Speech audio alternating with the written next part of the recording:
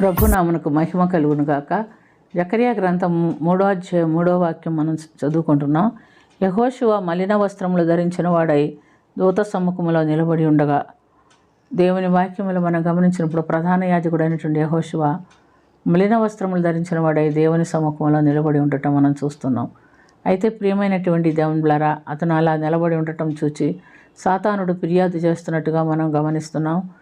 అతను ఏమంటున్నాడంటే, ఇతడు మలిన వస్త్రములు ధరించుకొనిన వాడై ఉన్నాడు కదా, ఇతడు మలిన వస్త్రములు ధరించుకొనిన వాడై ఉన్నాడు కదా, ఇతడు నీ సమ్ముఖంలో ఎట్లా నిలబడతాడు అని అడుగుతున్నట్టుగా మనం చూస్తున్నాం. వెంటనే ప్రధాన దూత ఒక దూతను పిలిపించి ఇతని మలిన వస్త్రములు తీసివేయి, ఇతనికి శ్రేష్టమైన వస్త్రములు ధరింప చేయమని చెప్పి అతని వస్త్రములు మార్చివేస్తున్నట్టుగా మనం చూస్తున్నాం.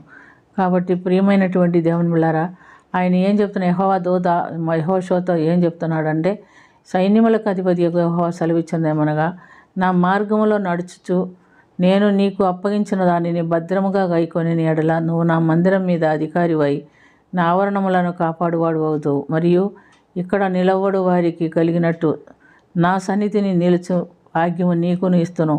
దేవుని సన్నిధిలో మనము నిలబడాలంటే ప్రియమైనటువంటి దేవులారా, రక్షణ వస్త్రము, తెల్లని వస్త్రము మనం కలిగి ఉండాలని ఖచ్చితంగా దేవుని వాక్యాల ద్వారా మనం గమనిస్తున్నాం.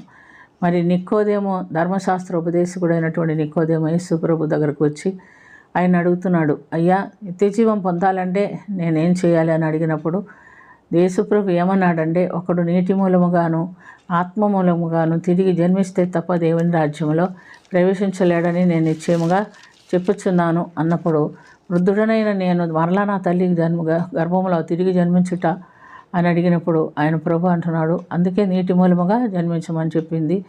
మరి శరీర మూలముగా జన్మించినది శరీరమును, ఆత్మ మూలముగా జన్మించదును ఆత్మయు అయి ఉన్నాడు.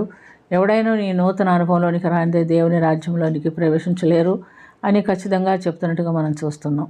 ఇంకా మనం గమనిస్తే ప్రియమైనటువంటి దేవులారా, ప్రకటన గ్రంథం 7వ అధ్యాయం 13వ వాక్యములో మనం 13 నుంచి 17 వరకు చూస్తే, యోహాన్ భక్తుడు పరలోకములో చూచిన దర్శనములో తెల్లని వస్త్రములు ధరించుకుని వారిని చూచినప్పుడు వీరెవరని అడిగినప్పుడు దేవుడు చెప్తున్నాడు, వారు మహాశ్రమలో నుండి వచ్చిన వారు, గొర్రెపిల్ల రక్తములో తమ వస్త్రములు ఉతుక్కొని వాటిని తెలుపు చేసుకున్న వారు, అందువలన వారు దేవుని సింహాసనం ఎదుట ఉండి రాత్రింపగలు ఆయన్ని ఆలయంలో ఆయన్ని సేవించుచున్నారు. సింహాసనాసీనుడైన వాడు తానే తన గుడారం వారి మీద కప్పును.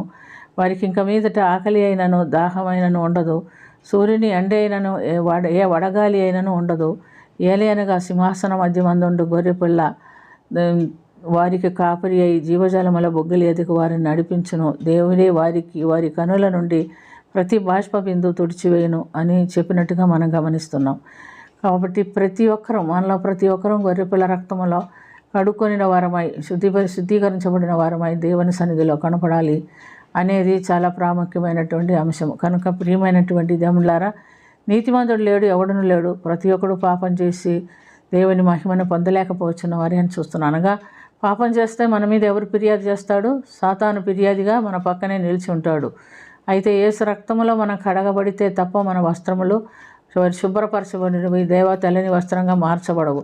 కాబట్టి మనలో ప్రతి ఒక్కరూ మన పాపములు యేసయ్య దగ్గర ఒప్పుకొని విడిచిపెట్టినప్పుడు యేసు రక్తములో మనం కడగబడిన వారమై శుద్ధీకరించబడిన వారమై కనపడేదానికి దేవుడు సహాయం చేస్తాడు. అలాంటి ఆత్మీయ అనుభవం కలిగితే తప్ప దేవుని రాజ్యంలో మనం ప్రవేశించలేము అని ఖచ్చితంగా వాక్యము స్పష్టం చేస్తున్నది. కనుక మనము ఆత్మీయ అనుభవం పొందని వారు ఎవరైనా ఉంటే, ఇంకనూ కొత్తగా జన్మించిన ఆత్మీయ అనుభవంలోనికి రాని వారు ఎవరైనా ఉంటే వారి అనుభవం వరకు దేవుని సన్నిధిలో ప్రార్థన చేసుకోవాలి. కొత్తగా జన్మించడం అంటే మారు మనసు నిమిత్తము నీళ్ళల్లో బాప్టిసము, వాక్యానుసారమైన జీవితం జీవించినప్పుడు పరిశుద్ధాత్మ అభిషేకం మనకు ఎంతో అవసరమైనది. ఈ అనుభవం వరకు ప్రార్థన చేసుకుందాం. ప్రేమ కలిగిన తండ్రి, కృప కలిగిన ప్రభా, ఏ సృష్టిగా నేను నమ్ముకున్న వారు అనేక మంది ఉన్నారు, కానీ నిజమైన ఆత్మీయ అనుభవంలోనికి రాని వారు ఎంతోమంది ఉన్నారు. ప్రభా, మారు మనసు, నీళ్ళలో బాప్టిసము, పరిశుద్ధాత్మాభిషేకము కలిగిన వారే నీ రాజ్యమునికి మేము వారసులు అవునట్లుగా మాకు మీరు సహాయం చేయమని దీవించమని యేసు పరిశుద్ధ నామమున మిక్కిలి వినయముతో అడిగి వేడుకొనుచున్నాము తండ్రి. ఆమేన్.